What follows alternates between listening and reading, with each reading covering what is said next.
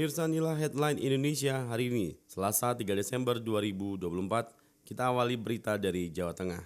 Tempo.com mengabarkan Pusat Vulkanologi dan Mitigasi Bencana Geologi memperingatkan masyarakat tidak beraktivitas pada jarak 2 km dari kawah Gunung Slamet. Kepala Badan Geologi Muhammad Wafid mengatakan, peringatan itu seiring dengan peningkatan aktivitas vulkanik dari gunung yang berada di Jawa Tengah tersebut. Dari hasil pengamatan, terdapat indikasi tekanan yang meningkat di bawah tubuh gunung yang berpotensi memicu gempa dangkal maupun erupsi. Erupsi fritik maupun magmatik Gunung Slamet dapat menghasilkan lontaran material pijar yang membahayakan wilayah dalam radius tersebut. Demikian kata Wafid dalam keterangan tertulis pada hari Sabtu tanggal 30 November 2024.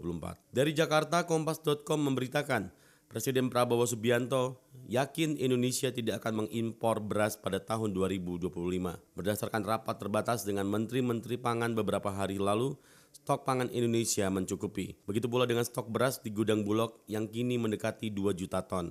Beras yang ada di gudang mendekati 2 juta ton dan sangat besar kemungkinan tahun 2025 tidak akan impor beras lagi. Bahkan cadangan kita cukup, kata Prabowo saat menyampaikan pengantar di sidang Kabinet Paripurna di kantor Presiden Kompleks Istana Kepresidenan Jakarta Pusat pada hari Senin tanggal 2 Desember 2024. Dari luar negeri, antaranews.com memberitakan, Kedutaan Besar Republik Indonesia KBRI di Kiev memastikan bahwa jumlah WNI yang hingga kini masih bertahan di Ukraina tercatat 72 orang dan mereka dipastikan dalam keadaan baik dan aman. Jumlah total WNI di Ukraina masih ada 72 orang termasuk 16 staf KBRI. Semua untungnya dalam keadaan baik. Demikian kata Koordinator Fungsi Protokol Konsuler dan Penerangan Sosial Budaya KBRI Kiev, Monita Purba, saat dihubungi Antara dari Jakarta pada hari Senin.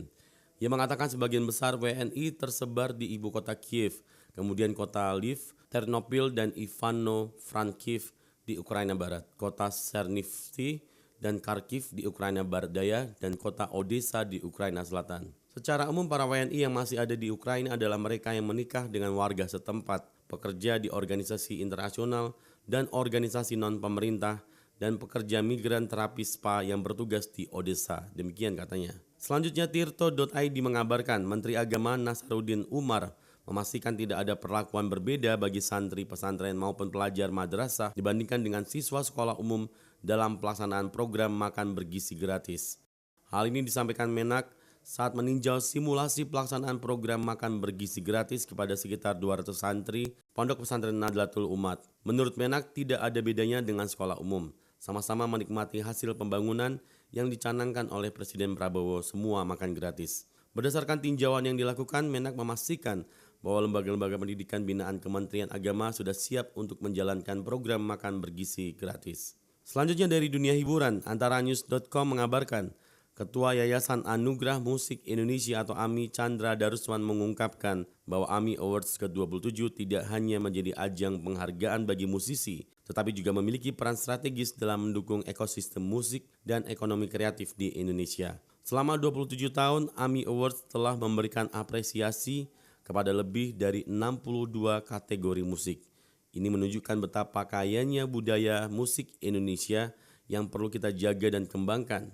Musik bukan sekedar hiburan, tetapi juga bagian dari identitas budaya bangsa. Demikian kata Chandra dalam sambutannya pada konferensi pers AMI Awards di Gedung A, Kementerian Kebudayaan Jakarta pada hari Senin. Selanjutnya, CNN Indonesia memberitakan Menko Bidang Infrastruktur dan Pembangunan Kewilayahan Agus Harimurti Yudhoyono atau AHY buka-bukaan soal nasib pembangunan Ibu Kota Nusantara atau IKN di era Presiden Prabowo Subianto.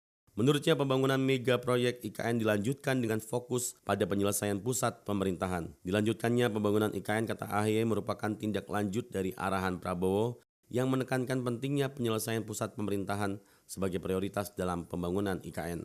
AHY juga menjelaskan pembangunan pusat pemerintahan IKN ini mencakup fasilitas eksekutif, legislatif, dan yudikatif. Jadi penyelesaian pembangunan IKN itu lebih pada central of government, baik eksekutif, legislatif, maupun yudikatif. Itu yang akan kita fokuskan terlebih dahulu. Demikian imbuhnya. Berita selanjutnya tentang kriminal dari Detik News memberitakan polisi masih mendalami inisial MAS 14 tahun hingga tega membunuh ayahnya APW 40 tahun dan neneknya sendiri RM 69 tahun serta melukai ibu kandungnya AP 40 tahun. Keseharian MAS dipelajari untuk mendalami motif pembunuhan tersebut. Kapolres Metro Jakarta Selatan Kombes Ade Rahmat Itnal mengungkapkan keseharian MAS berperilaku sopan dan jauh dari temperamental. Perilaku yang bersangkutan santun dan penurut sama orang tua, demikian kata Ade Itnal saat dihubungi detiknews.com pada hari Senin 2 Desember 2024. Saat ditanya apakah MAS memiliki kecanduan game online, Ade Itnal mengatakan MAS jarang bermain game online, yang bersangkutan senang melukis dan mendengarkan lagu-lagu di YouTube. Berikutnya berita tentang ekonomi. Liputan 6 menyampaikan dunia tengah was-was dengan berbagai kebijakan yang bakal dikeluarkan oleh Donald Trump usai dilantik menjadi Presiden Amerika Serikat pada Januari 2025.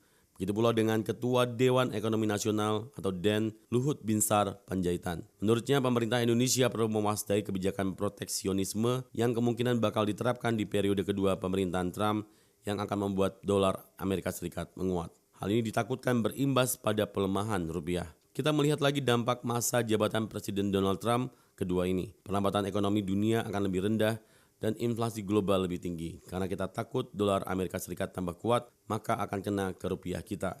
Demikian kata Luhut dikutip dari Antara pada hari Senin 2 Desember 2024. Luhut juga mengatakan bahwa Indonesia perlu untuk bermain cantik dengan Amerika Serikat. Pemirsa, itulah headline Indonesia hari ini.